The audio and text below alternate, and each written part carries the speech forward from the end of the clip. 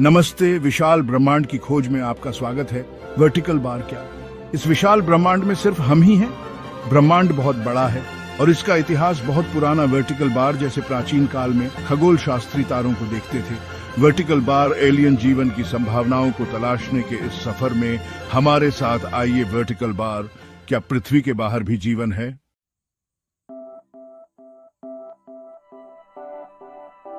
हमारा सफर एक simple observation से शुरू होता है और वो ये कि ब्रह्मांड बड़ा है, बहुत बड़ा, जितना हम सोच भी नहीं सकते। बिल्कुल मैजिकल, एकदम कमाल। हमारी गैलेक्सी मिल्की वे ऑब्जर्वेबल यूनिवर्स में हजारों अरब गैलेक्सीज में से एक है। सोचो जरा कितना बड़ा नंबर है, हजारों अरब। जैसे कोई दिवाली पे मिठाइयां बांट रहा हो और हमारी गैलेक्सी में फिर से हजारों अरब स्टार्स हैं। हर स्टार हमारे सूरज की तारा एक जायंट भट्टी है जो लाइट और हीट फैलाती है। जैसे स्टार्स का एक अनंत समुद्र, हर स्टार दूर किसी दुनिया का सूरज है। सोचो जरा, जैसे बीच पे रेत के दाने, जिन्हें से भी परे। इस बड़े से ब्रह्मांड को देखकर ये सोचना मुश्किल है कि सिर्फ अर्थ पे ही लाइफ होगी। अगर सिर्फ हम ही हैं तो कितना बोरिंग होगा ना, जैसे पार्टी में सिर्फ एक ही डिश हो।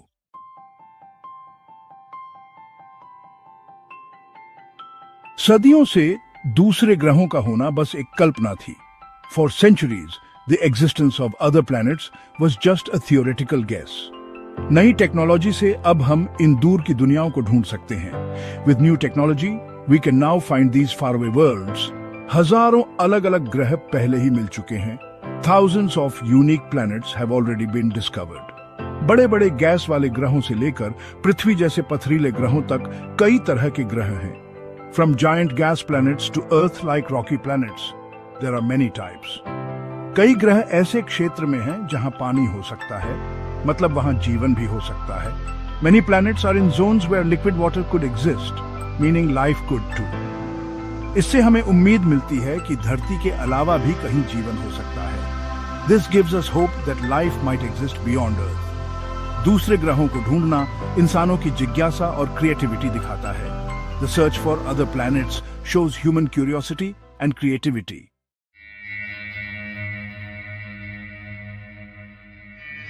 एलियन लाइफ ढूंढने के सफर में हमें अपने सोलर सिस्टम के बाहर प्लैनेट्स की अमेजिंग वैरायटी को नहीं भूलना चाहिए।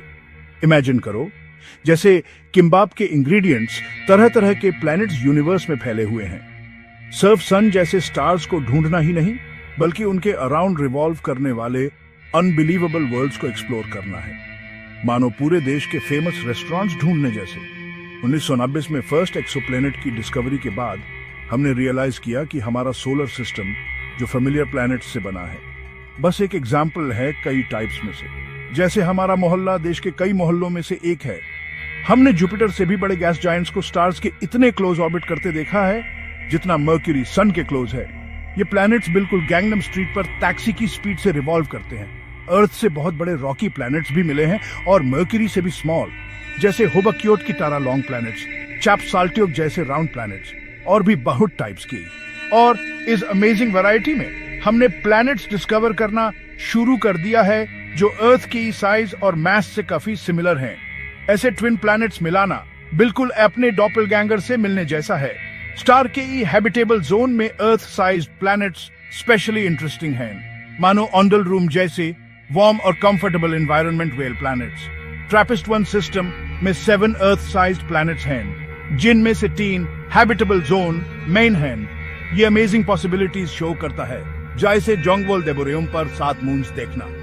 अर्थ जैसे प्लैनेट्स जो कभी रेरे लगते थे, शायद यूनिवर्स में बहुत कॉमन हों।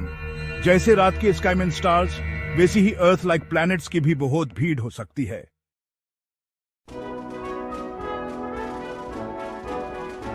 पृथ्वी पर जीवन अनपेक्षित जगहों पर फलता फूलता है। येलोस्टोन नेशनल पार्क के उबलते हुए गर्म पानी के झरनों से लेकर अंटार्कटिका के जमे हुए बंजर भूमि तक, जीवन उन जगहों पर पनपने के तरीके खोज लेता है जहां हम कभी कल्पना भी नहीं कर सकते। गहरे समुद्र में जहां सूरज की रोशनी नहीं पहुंचती, ज्वालामुखी के छिद्र गर्म रसायन युक्त पानी छोड़ते हैं। यहाँ अनंत अंधेरे और भारी दबाव में जीवन फलता फूलता है। पूरे पारिस्थितिक तंत्र जो सूर्य के प्रकाश के बजाय रसायनों से ऊर्जा प्राप्त करते हैं, इन कठोर परिस्थितियों में मौजूद हैं। एक्सट्रीमोफाइल कहे जाने वाले ये जीव जीवन की हमारी परिभाषा पर सवाल उठाते हैं।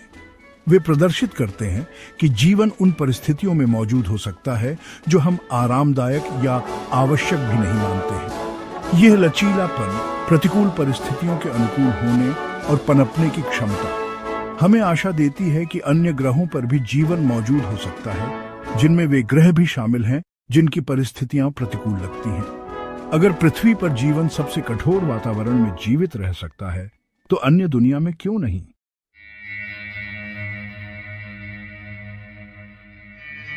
लगता है पूरा ब्रह्मांड जीवन के बेसिक इंग्रेडिएंट से भरा पड़ा है। कॉम्प्लेक्स ऑर्गेनिक मॉलिक्यूल्स, जो पहले सोचा जाता था कि सिर्फ धरती पे हैं, वो अब विशाल ब्रह्मांड में हर जगह मिल रहे हैं। ब्रह्मांड के ये बर्फीले घुमक्कड़ कॉमेट्स, इनमें अमीनो एसिड्स होते हैं जो प्रोटीन्स के बेसिक बिल्डिंग ब्लॉक्स हैं। जैसे किमची में अच्छे बैक्टीरिया होते हैं, वैसे ही ये जिंदगी के लिए जरूरी चीजें हैं। एस्टेरॉइड्स, जो कि अर्ली सोलर सिस्टम के बचे हुए पत्थर हैं, उनमें भी ये ऑर्गेनिक मॉलिक्यूल्स मिलते हैं। स्टार्स के बीच ह्यूज गैस और डस्ट के क्लाउड्स, जिन्हें इंटरस्टेलर क्लाउड्स कहते हैं, इनमें भी कॉम्प्लेक्स ऑर्गेनिक मॉलिक्यूल्स मिले हैं। ये क्लाउड्स, जहां स्टार्स और प्लैनेट्स बनते हैं, ये जिंदगी के इंग्रेडिएंट्स से भरे होते हैं। जैसे त्योहार पर बनने वाले पकवान के लिए सामान, वैसे ही ये नई शुरुआत के लिए जरूरी चीजें हैं। ऑर्गेनिक मॉलिक्यूल्स का इतना ज्यादा वाइड स्प्रेड होना दिखाता है कि जिंदगी के बिल्डिंग ब्लॉक्स सिर्फ धरती तक सीमित नहीं है। ऐसा लगता है कि ये ऑर्गेनिक मॉलिक्यूल्स ब्रह्मांड में हर जगह हैं और प्लैनेट्स के बनने के दौरान ये शायद कई प्लैनेट्स पर पहुंच गए होंगे और जिंदगी की शुरुआत के लिए इंग्रेडिएंट्स दिए होंगे।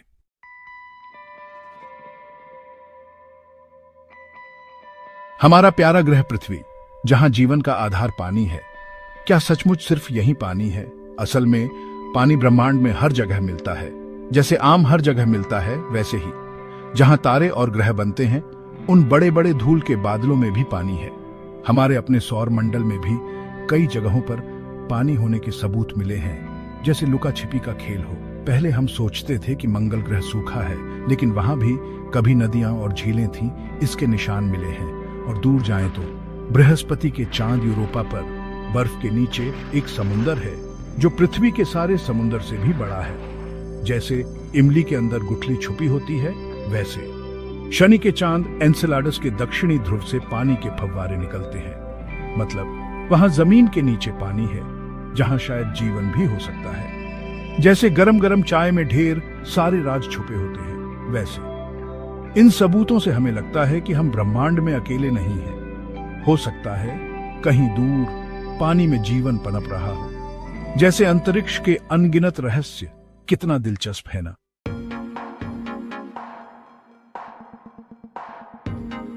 एलियन लाइफ ढूंढने का सफर अक्सर हमें दूर के स्टार्स तक ले जाता है, लेकिन सोचो अगर पोटेंशियल नेबर्स हमारे कॉस्मिक बैकयार्ड में ही हो।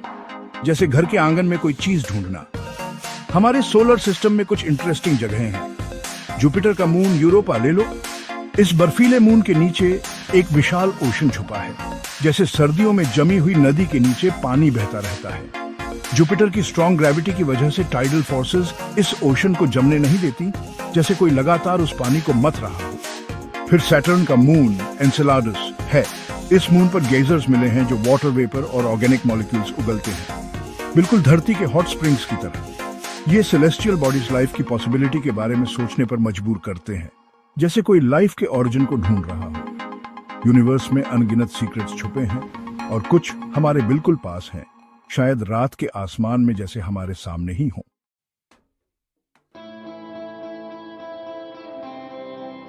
सबसे गहरे वैज्ञानिक रहस्यों में से एक है जीवन की उत्पत्ति।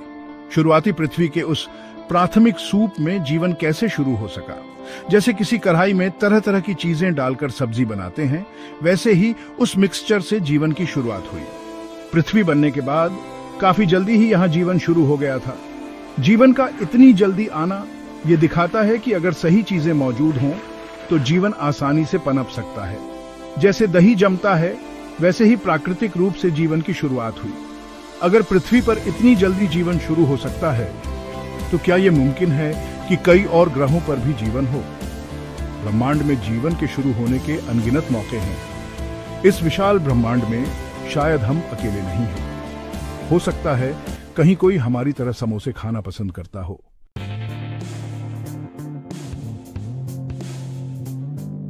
तारों और ग्रहों के बीच की विशाल दूरी जीवन की शुरुआत के लिए एक बहुत बड़ी रुकावट लगती है। लेकिन क्या हो अगर जीवन हर ग्रह पर अलग अलग शुरू नहीं हुआ हो? यहीं पर पेंसपर्मिया की थ्योरी आती है। यह दिलचस्प थ्योरी कहती है कि जीवन या कम से कम जीवन के जरूरी तत्व अंतरिक्ष में घूमते हुए आकाशीय पिंडों पर सवार होकर यात्रा कर सकते हैं। जैसे पुराने जमाने में लोग नदी पार करने के लिए लकड़ी के तिनकों का सहारा लेते थे। सोचिए, एक ऐसा ग्रह जिस पर छोटे छोटे जीव भरे हुए हैं और उस पर एक विशाल उल्का पिंड गिरता है। इस टक्कर से इन मजबूत जीवाणुओं को ले जाने वाले टुकड़े अंतरिक्ष में फैल जाते हैं। युगों युगों तक ये अंतरिक्ष के मुसाफिर विशाल दूरियों की यात्रा करते हैं और दूर की दुनिया में जीवन के बीज बोते हैं। बिल्कुल पुराने जमाने के उन लोगों की तरह जो अपना बोरिया बिस्तर बांधकर नए देशों की खोज में निकलते थे। हालांकि यह थ्योरी अभी भी चर्चा का विषय है, लेकिन यह ब्रह्मांड में और शायद हमारे अपने ग्रह पर जीवन कैसे फैला, इसका एक दिलचस्प कारण बताती है।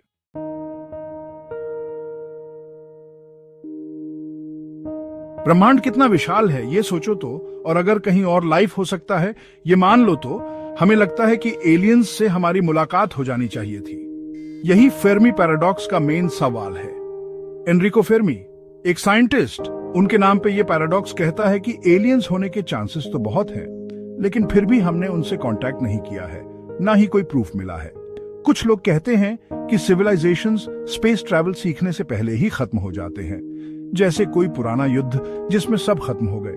कुछ और कहते हैं कि एलियंस छुप के रहते हैं, जैसे लुका छुपी खेल रहे हों। फर्मी पैराडॉक्स एलियन ढूंढने में रुकावट नहीं है, बल्कि ये यूनिवर्स में हमारी जगह के बारे में एक डीप मिस्ट्री है। जैसे किसी डीप जंगल में ये हमें याद दिलाता है कि हमारी पृथ्वी के बाहर बहुत कुछ अनजाना है, और ये हमें और जानने के लिए, एक्सप्लोर करने के लिए प्रेरित करता है। –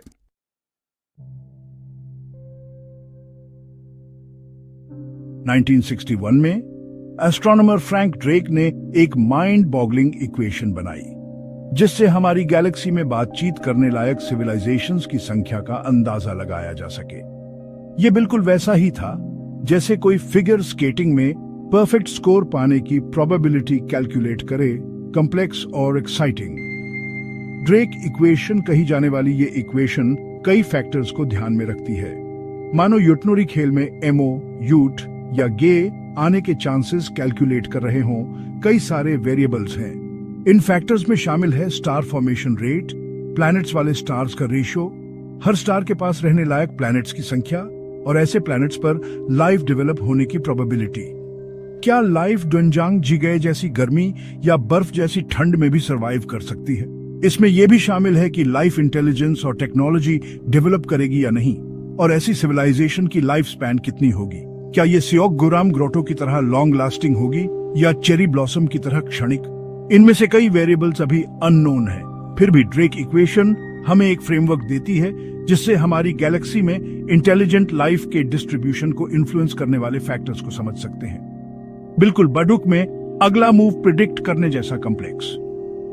अगर हम कंजर्वेटिव एस्टिमेट्स भी यूज करें तो ये इक्वेशन बताती है कि काफी सारी सिविलाइजेशंस एग्जिस्ट कर सकती हैं, और ये हमारे क्यूरियोसिटी को और बढ़ाता है कि इस विशाल यूनिवर्स में कहीं और इंटेलिजेंट लाइफ होगी। जैसे हम रात में स्टार्स देखते हैं, वैसे ही कोई और सिविलाइजेशन भी हमें ढूंढ रही होगी।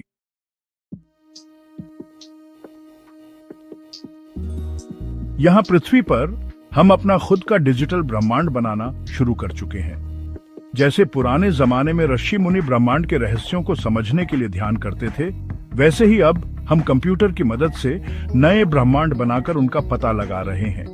ये एडवांस सिमुलेशंस ग्रहों और आकाश गंगाओं के बनने की प्रक्रिया को दिखाते हैं। जैसे हम कोई नई डिश बनाते हैं, सामग्री डालते हैं और देखते हैं क्या बनता है, बिल्कुल वैसा ही इन वर्चुअल लैब्स में हम ग्रेविटी, स्टार्स के बनने जैसे चीजों को बदल सकते हैं। जैसे कोई वाद्य यंत्र बजाते हुए धीरे धीरे सुर मिलाते हैं, वैसे ही हम ब्रह्मांड के रहस्यों को खोज रहे हैं।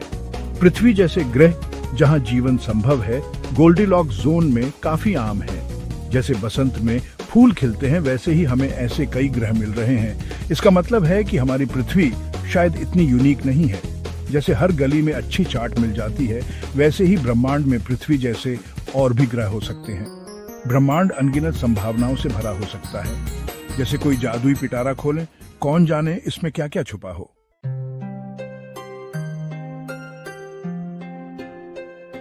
हमारा ब्रह्मांड वो कोई खाली जगह नहीं है जो बस स्थिर और चुपचाप बैठा है।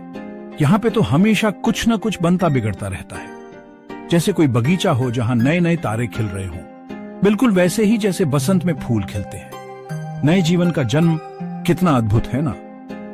तारों के बीच में धूल और गैस के बादल तैरते रहते हैं और गुरुत्वाकर्षण वो एक कुम्हार की तरह इन सबको इकट्ठा करके नए तारों के बीच बनाता है।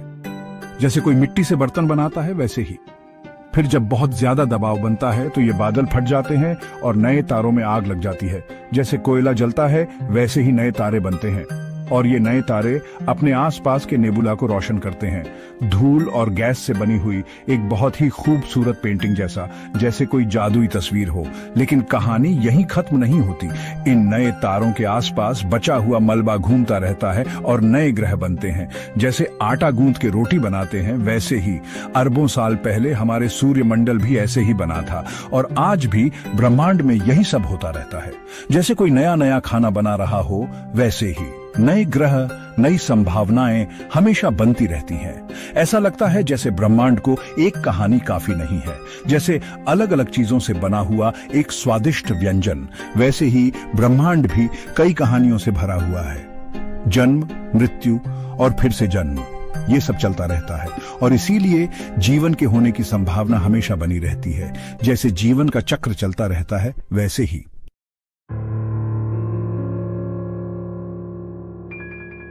कई दशकों से हम आसमान की तरफ देख रहे हैं। विशाल ब्रह्मांड के गहरे कोनों से आने वाली हल्की सी आवाजों को सुनने की कोशिश कर रहे हैं, जैसे जुगनू ढूंढ रहे हों।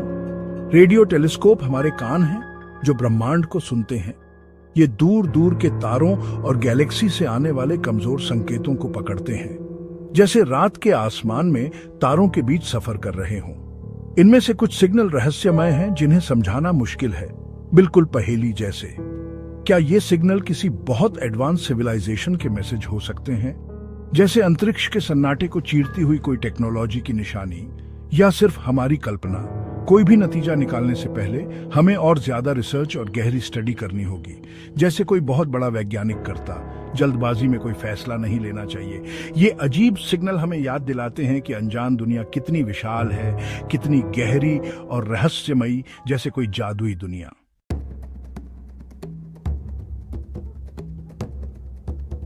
पृथ्वी पे लाइफ सूरज की एनर्जी पे डिपेंड करती है। फोटोसिंथेसिस ज्यादातर इकोसिस्टम्स का इंजन है, लेकिन अगर बिना लाइट के लाइफ एग्जिस्ट कर सकती है तो डीप सी में हाइड्रोथर्मल वेंट्स, जिनको ब्लैक स्मोकर्स भी कहते हैं, यूनिक इकोसिस्टम्स को एनर्जी देते हैं। ये अंडर वाटर हॉट स्प्रिंग्स जैसे हैं। ये लाइटलेस बायोस्फीयर लाइफ के बेरमैन हमारी सोच को चैलेंज करता है। इमेजिन करो एक पैराडाइज जैसी दुनिया बिना सुन के, जैसे द बूट मूवी का स्पेस वर्जन, या आइसी मून्स के ओशंस में एलियन लाइफ की पॉसिबिलिटी को ओपन करता है। क्या ये अमेजिंग नहीं है?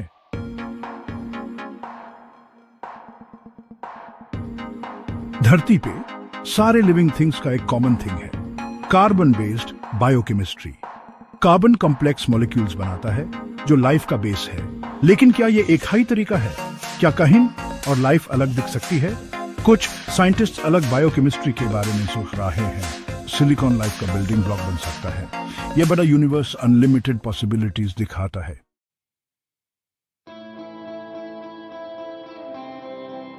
जब हम लाइफ वाले प्लैनेट्स ढूंढते हैं, तब हम स्टार्स के पास गोल्डीलॉक्स जोन देखते हैं, मतलब जहां पानी लिक्विड फॉर्म में हो, जैसे कि न ज्यादा गर्म न ज्यादा ठंडा, बिल्कुल सही वाली खिचड़ी।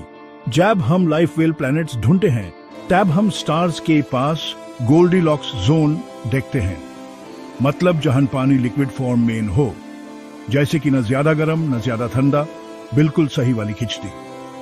गैलेक्सीज में भी गोल्डीलॉक्स जोन्स होते हैं जहां लाइफ स्टार्ट होने के चांसेस ज्यादा होते हैं। गैलेक्सीज में भी गोल्डीलॉक्स जोन्स होते हैं जहां लाइफ स्टार्ट होने के चांसेस ज्यादा होते हैं। स्टार्स कितने पास पास हैं?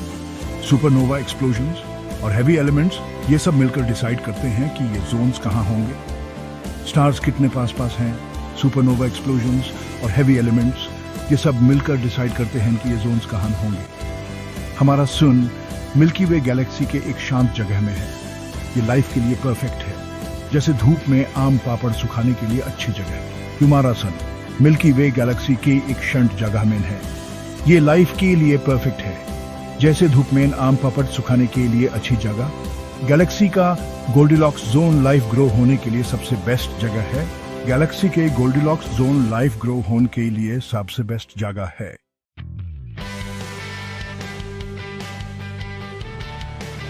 धरती पे जिंदगी कमाल की सहन शक्ति दिखाती है। एक्सट्रीमोफाइल्स कहलाने वाले कुछ जीव ऐसे माहौल में भी फलते फूलते हैं जो ज्यादातर जीवों के लिए जानलेवा होते हैं। जैसे अद्भुत टार्डिग्रेड को ही ले लीजिए। ये सूक्ष्म जीव अंतरिक्ष के निर्वात में भी जी सकता है। वाटर बियर के नाम से भी जाने जाने वाले ये नन्हे जीव कड़ाके की ठंड, इंसानों के लिए जानलेवा रेडिएशन, यहां तक कि गहरे समुद्र के भारी दबाव को भी झेल सकते हैं। इनमें एक अद्भुत काबिलियत होती है कि ये अपने मेटाबॉलिज्म को रोककर और अपनी बायोलॉजिकल एक्टिविटी बंद करके एक सुषुप्त अवस्था में जा सकते हैं, मानो अंतरिक्ष में शीत निद्रा में चले गए हों, जब तक कि हालात बेहतर न हो जाए। जीने की ये लाजवाब क्षमता एक दिलचस्प सवाल खड़ा करती है। अगर जीवन का सबसे साधारण रूप भी अंतरिक्ष के कठोर वातावरण को झेल सकता है, तो क्या वो किसी एस्टेरॉइड या धूमकेतु पर किसी अंतरिक्ष यान के मुसाफिर की तरह सवार होकर यात्रा कर सकता है? क्या ये खगोलीय पिंड एक तरह के अंतरिक्ष के संदूक का काम कर सकते हैं, जो ग्रहों के बीच और शायद तारों के बीच भी जीवन के बीज फैलाते हैं? बिल्कुल जैसे किसी कहानी में कोई कमल के फूल में बंद होकर वापस आ जाता है नई जिंदगी के लिए। विशाल दूरियां इस सफर को खतरनाक बनाती हैं, लेकिन जैसा कि हम जानते हैं, ब्रह्मांड अचंभों से भरा है।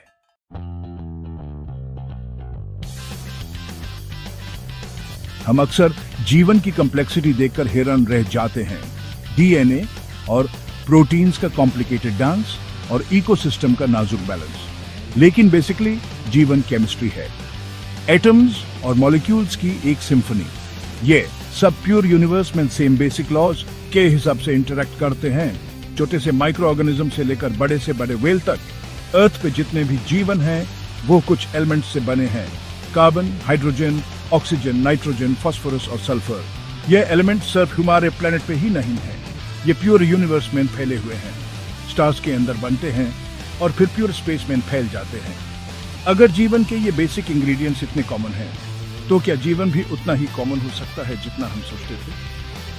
शायद यूनिवर्स की पर्सपेक्टिव से जीवन कोई एक्सेप्शन नहीं, बल्कि एक रूल है।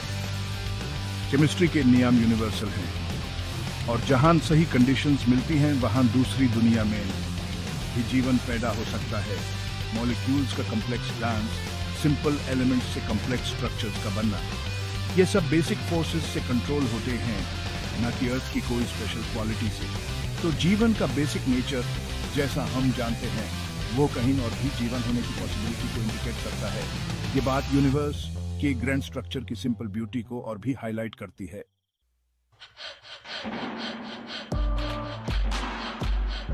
हमारा प्यारा पृथ्वी ब्रह्मांड के विशाल कालीन में एक नन्हा सा अंकुर है। 13.8 अरब साल पुराने ब्रह्मांड के आगे हमारी पृथ्वी 4.5 अरब साल की बच्ची है। सोचो, हमारी आकाश गंगा कितने समय से है। अनगिनत तारे जन्म लेते हैं, जीते हैं और मरते हैं, और ब्रह्मांड में जीवन के लिए जरूरी चीजें फैला देते हैं। अनगिनत ग्रह अनगिनत तारों के चारों ओर घूम रहे हैं, और कई तो हमारी पृथ्वी से भी बहुत पुराने हैं। इस विशाल ब्रह्मांड में क्या होगा, सोचो तो कितना रोमांचक है।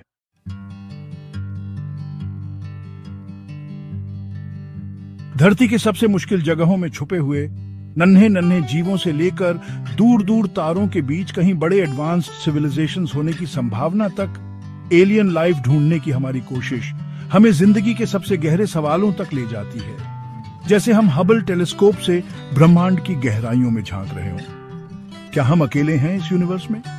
रात में आकाश गंगा को देखकर यह सवाल हमेशा मन में आता है। अगर ब्रह्मांड में कहीं दूर कोई और भी हमारी तरह हमें देख रहा है, तो इसका क्या मतलब होगा हमारे लिए? किसी और दुनिया के बारे में सोचना भी कितना एक्साइटिंग है ना। जैसे जैसे हम अंतरिक्ष की खोज करते जाएंगे, एलियन लाइफ मिलने की संभावना सबसे रोमांचक चीजों में से एक है। ये भी एक ऐसी खबर होगी जिस पर पूरा देश खुश होगा। हमेशा क्यूरियस रहो और तारों को देखते रहो। शायद अगले ग्रेट साइंटिस्ट तुम ही बनो।